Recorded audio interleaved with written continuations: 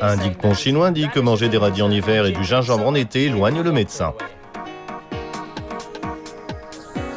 Le but de cet ancien système de santé est de créer l'harmonie entre l'homme et la nature. Les Chinois anciens croyaient que les aliments pouvaient être des médicaments et les médicaments des aliments. C'est pourquoi nous allons explorer la cuisine de la médecine traditionnelle chinoise. Commençons illico notre sortie gourmande.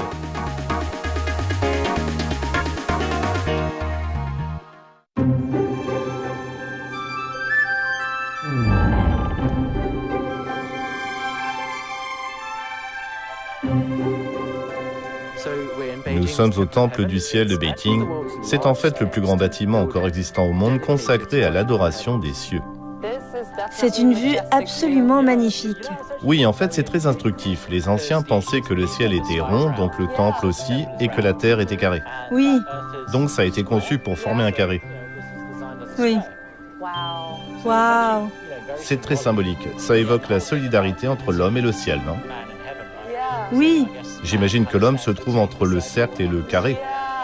oui, c'est ça. On croyait que le lieu avait un bon feng shui. C'est pourquoi beaucoup de gens le considèrent comme une parfaite évasion bien-être. Comme le feng shui est bon, on cherche à connecter son corps et son esprit avec la nature. Donc les gens viennent ici pour faire de l'exercice.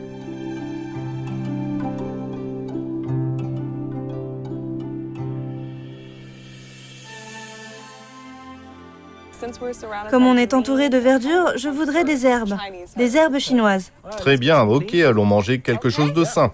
D'accord, c'est parti, j'ai toujours aimé ça.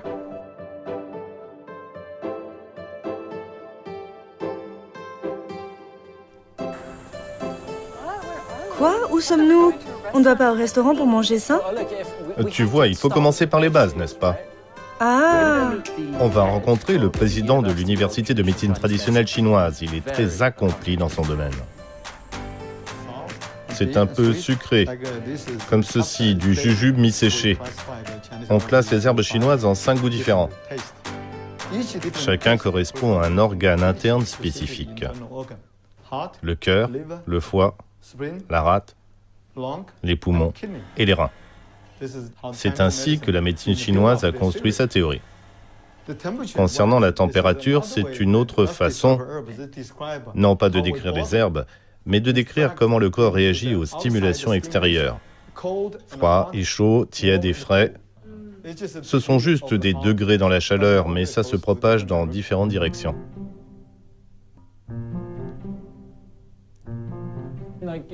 Beaucoup de ces choses qui sont ici, on les utilise dans la cuisine de tous les jours. Mais on les utilise aussi comme médicaments. Il y a des baies de goji, de la rose, c'est littéralement de la peau d'âne. De la gélatine de peau d'âne. C'est surtout pour les femmes.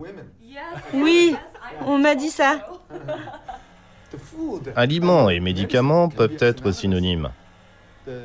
Le maître, dans les temps anciens, a découvert que différents aliments ou herbes avaient des effets médicinaux différents selon leur goût. Ça dépend vraiment de l'effet sur le corps humain. Ce qui ne provoque aucun effet secondaire est appelé aliment. Plus vous en mangez, plus les suppléments nutritionnels seront fournis à votre corps. Oui. Les médicaments, par contre, se consomment que sur conseil d'un médecin, parce qu'ils ont des effets secondaires. Ce qu'on appelle Tianzhen Rui est la façon dont les humains se comportent selon Dame Nature. En vivant sur cette terre, on doit donc lever les yeux vers le ciel et regarder en bas la terre sur laquelle on vit. Et on connaît des conditions différentes en fonction des saisons. Nous devons respecter le principe de la nature. Par où est-ce que vous nous recommanderiez de commencer notre voyage pour une alimentation saine et équilibrée? Il faut voir quel type d'aliment est de saison, parce qu'il pousse sous le même climat. Évitez de manger ceux qui ne sont pas de saison, car ça n'a pas d'effet bénéfique sur la santé. On peut vous préparer quelque chose tout à fait de saison. Montez à l'étage et régalez-vous. Bien sûr, oui. Merci, ça a l'air bien.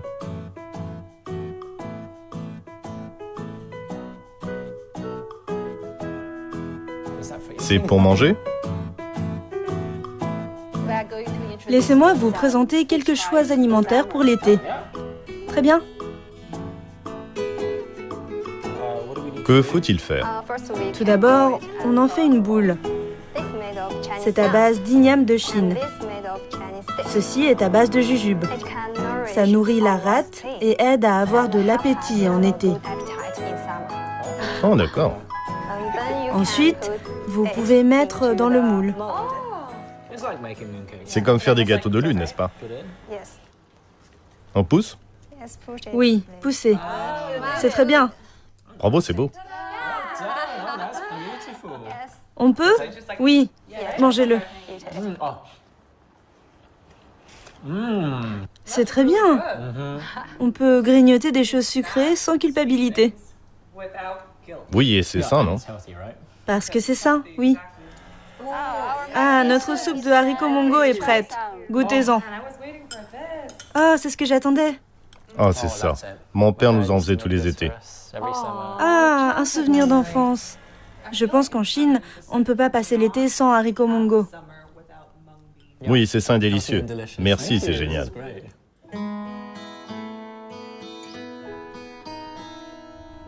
Waouh, mon Dieu! Il y a tant de choses ici. Oui, Qu'est-ce que c'est? C'est un jardin d'herbes médicinales, non? oui, Ce qu'on a vu plus tôt, on peut le trouver ici. oui. Il y a apparemment plus de 1000 espèces. Oui, si seulement on pouvait les identifier, cherchons celles qu'on connaît. Oui, faisons ça. Oh, il y en a une. Qu'est-ce que c'est? Du chou-fleur. Bien essayé. C'est de l'angélique. Ah bon? Oui, mais on utilise la racine. D'accord, c'est intéressant. On les sautera à la poêle la prochaine fois. On en apprend tous les jours.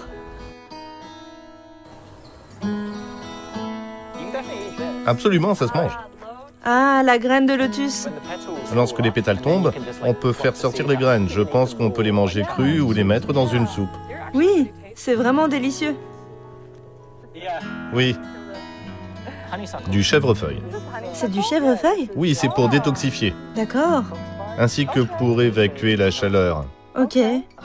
Je crois que j'en ai bu quand j'avais un rhume. Ça se boit en infusion. Malheureusement, je n'en ai jamais bu. Tiens, c'est pour toi. Oh, merci. Dois-je le moudre pour l'utiliser? Oui, et quand les gardes arrivent, tu dis « Ce n'est pas moi qui ai fait ça ». C'est intéressant de voir comment ces ingrédients de médecine traditionnelle chinoise sont transformés en produits que nous connaissons bien. Mais je suis vraiment curieux de savoir comment on les utilise pour la cuisine.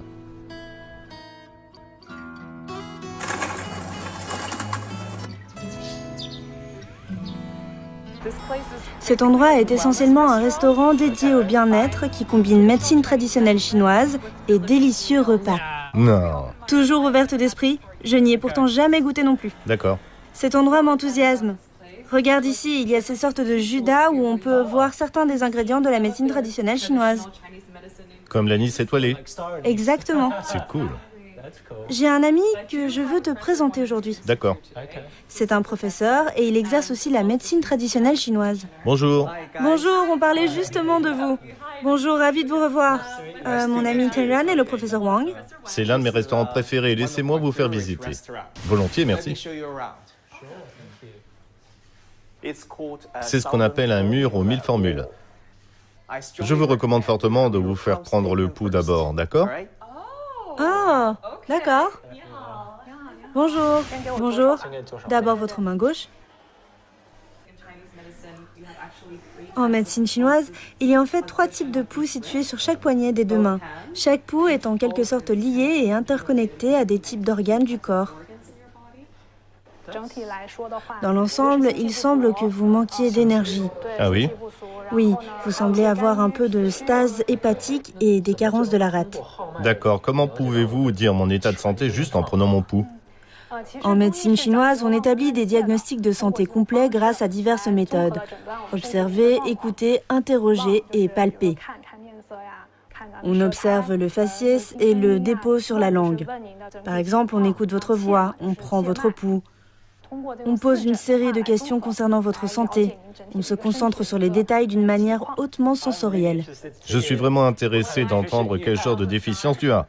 Quels sont mes problèmes? Il semble que vous ayez ce qu'on appelle une déficience en yin. Ça signifie que votre cœur est plein de feu.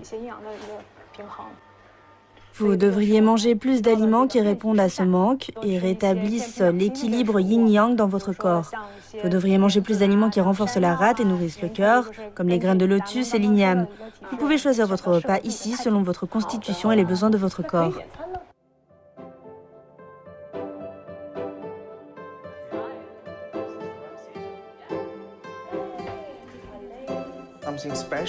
Ce qui est spécial dans ce restaurant, c'est qu'il recommande des plats en se basant sur votre constitution physique après diagnostic.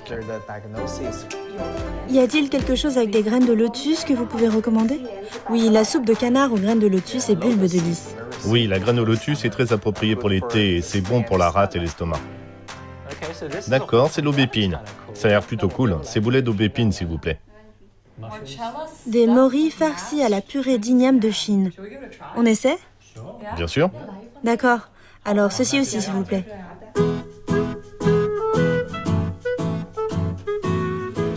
Alors à quoi ça sert? C'est une plante appelée saut de Salomon. Elle est connue pour renforcer la rate et l'estomac. On l'ajoute pendant la cuisson. Pour être honnête, ça ressemble juste à un morceau de bouse de vache séché. C'est du concombre de mer, ce qu'on a ici? Tout à fait, c'est très nutritif. Du point de vue de la médecine chinoise, c'est très bon pour les reins. C'est comme les graines de nénuphar épineux qui revigorent les reins et arrêtent la diarrhée. C'est bon pour la rate.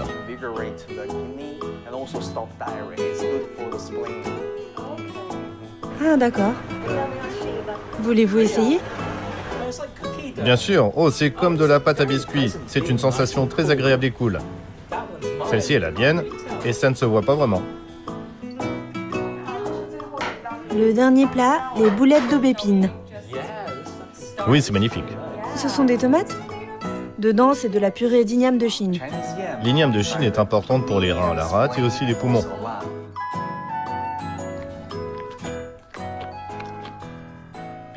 Outre la couleur, l'odeur et le goût, on met aussi l'accent sur les 4 natures.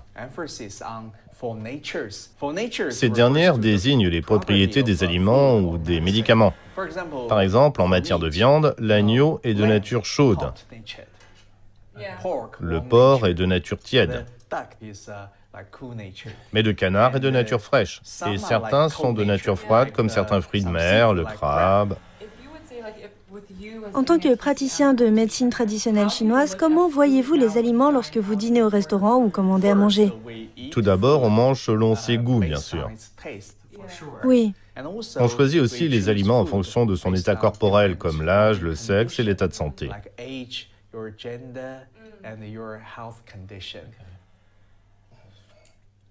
Ce n'est pas du thé. Je pensais que c'en était. C'est de la soupe de canard aux bulbes de lys et aux graines de lotus. Ma question, vous souvenez-vous de la nature du canard? Attendez. D'accord. C'est chaud ou frais? Attendez. Frais. Bien, le bulbe de lys et le canard nourrissent le yin et les fluides corporels. L'ensemble est très bon pour vous. Qu'en penses-tu? Je suis agréablement surprise. Vous avez fait un excellent travail. Si vous mangez trop, l'aubépine aide à digérer. Ah, j'adore ça, il y a une bonne excuse pour tout.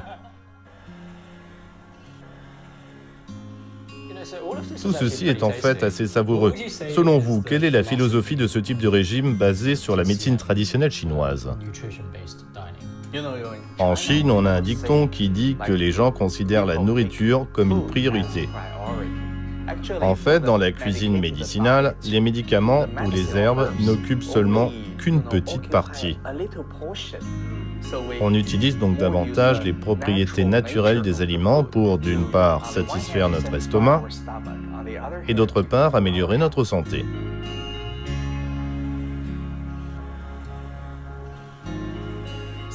Permettez-moi de porter un toast. D'accord. Avec de la soupe de canard? Oui, d'accord. Bien. À la vôtre. Santé. Santé. Santé.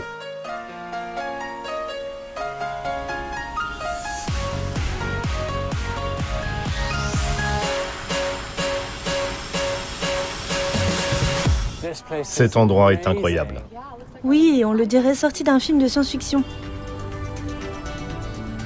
Tu sais, j'aime la façon dont ils ont complètement réinventé ce site, c'est incroyable. Oui, en parlant de réinvention, j'ai l'impression que c'est aussi le cas pour la médecine traditionnelle chinoise. Ils l'ont repositionné de telle manière que les gens incorporent maintenant les herbes dans leur mode de vie de bien-être au quotidien. Tu vois ce que je veux dire? Oui, tout est une question d'image de marque. C'est tellement vrai.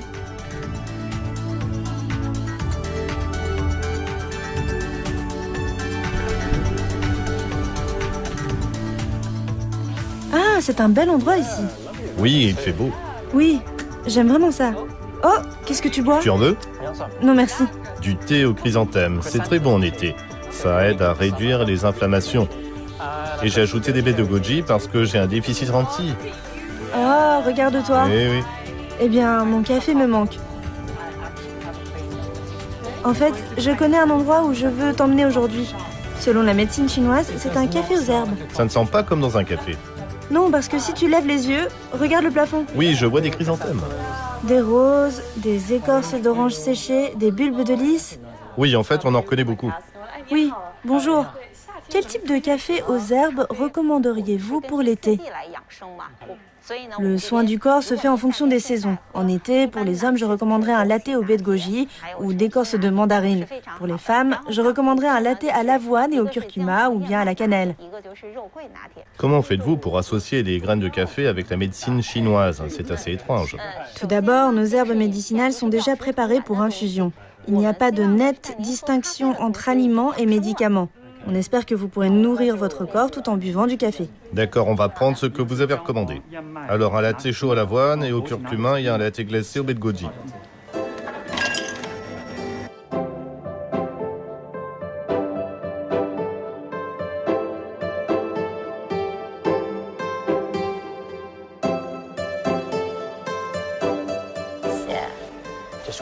Merci. Ça, c'est pour moi. Ça ressemble à un latte ordinaire. Oui, je ne vois pas de curcuma dedans. On sent le goût du curcuma, mais c'est très subtil. C'est agréable. Et le tien?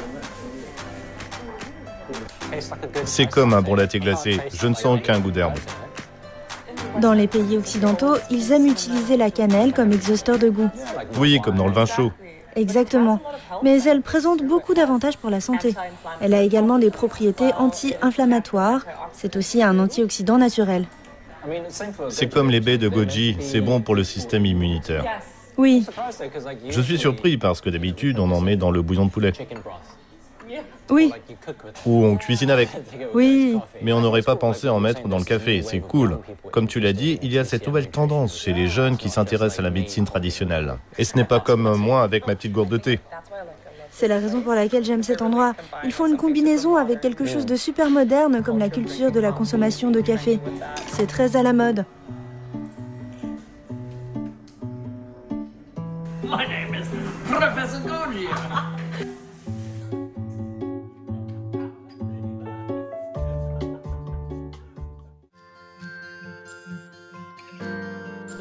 Chaque tiroir contient de la magie, à savoir essentiellement des plantes médicinales. Donc tu as toutes les herbes ici. Pouvez-vous nous apprendre à faire certaines combinaisons d'herbes? C'est du pachym, ça chasse l'humidité dans le corps. Prenons-en 50 grammes. Ensuite, ajoutons de la réglisse qui aide à éliminer les mucosités et à atténuer la toux. Il en faut 80 grammes. Parfait. C'est de l'angélique qui aide à tonifier le sang. Ça tonifie le ti, c'est de l'astragale. C'est si intéressant, donc c'est du bulbe de lys, non? Oui, on peut en mettre dans beaucoup de plats chinois aussi. Oui, on le fait souvent à la maison. Vraiment? Avec des crevettes, des légumes et autre chose. On fait sauter. Et je pense qu'on a déjà eu ça dans la soupe de canard. Oui. Et ça aussi, je me souviens avoir vu ça. Oui, mais si tu réunis tous ces ingrédients, tu as la médecine traditionnelle chinoise. Oui, le médecin dit que c'était censé être pour quoi déjà? Favoriser la circulation sanguine et c'est aussi bon pour ton qi. On peut maintenant aller dans une autre pièce pour la physiothérapie. Suivez-moi. Ah, d'accord. Super. Cette méthode aide à favoriser la circulation sanguine et soulager la douleur. D'accord. Avez-vous déjà essayé les ventouses? Non, jamais. Non? Jamais. Ça fait mal? Non, pas du tout. Les ventouses aspirent ce qui congestionne la peau pour réduire les gonflements et soulager la douleur. Elles ouvrent les méridiens et activent les flux d'énergie. C'est fini. Oh, vraiment? Vous êtes plus détendu, non? En effet, mes muscles le sont. Qu'est-ce qu'indique la couleur des marques? La quantité de votre humidité, la couleur révèle si c'est grave ou non. Oh d'accord. Les dames d'abord. Merci. C'était une expérience tellement intéressante. Oui, je suis contente que tu aies apprécié en fait. Oui, la cuisine de la médecine traditionnelle chinoise s'avère être vraiment savoureuse. C'était étonnamment bon et l'expérience après était géniale. Et je me sens vraiment rafraîchie aussi. Oui, En plus, on a ça maintenant. oui, j'avais ça et maintenant j'ai une version améliorée. Tu vas bien dormir ce soir? Santé, Santé. André Guédé.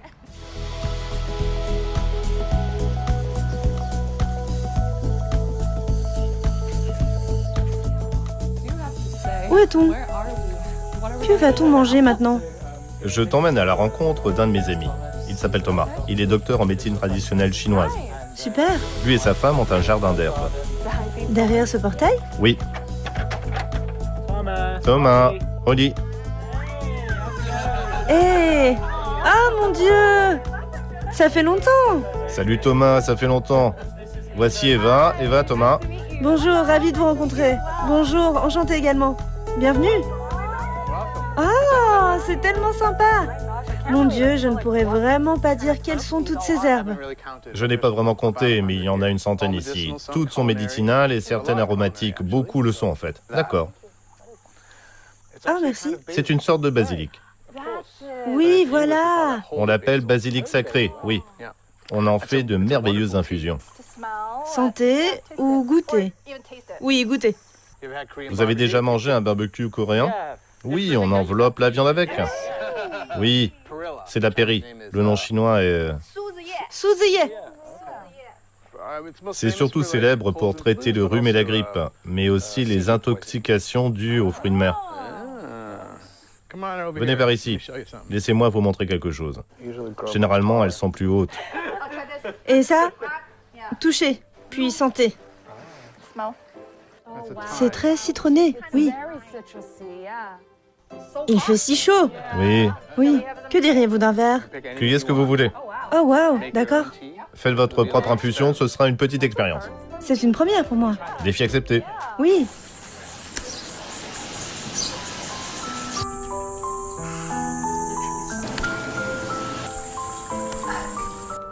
Bonjour. Qu'as-tu pris? J'ai cette feuille.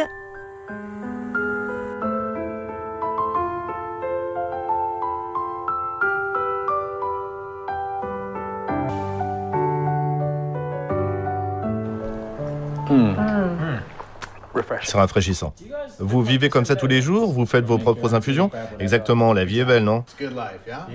Oui. Vous sentez-vous un peu plus connecté à la nature maintenant? Oui, absolument. Ma bouche, mes intestins, tout lait. C'est vraiment différent si on peut aussi le sentir physiquement, le toucher, le sentir, le boire. C'est bien meilleur parce que vous l'avez choisi vous-même.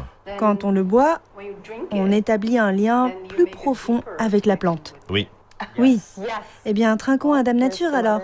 À Dame Nature. À la générosité de la terre.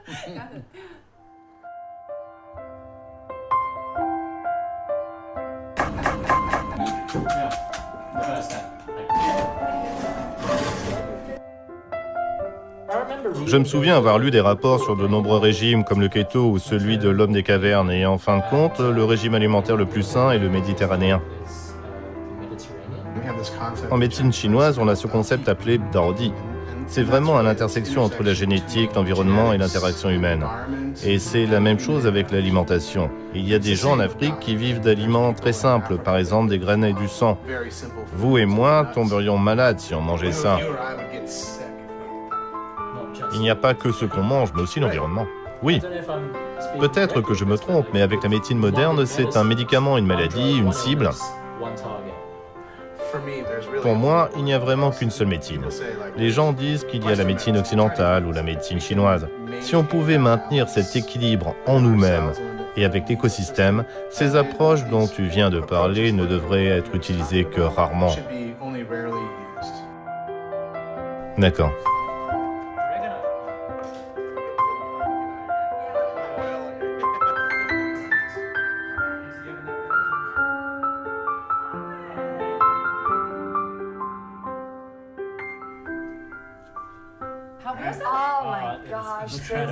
Oh mon Dieu, c'est incroyable!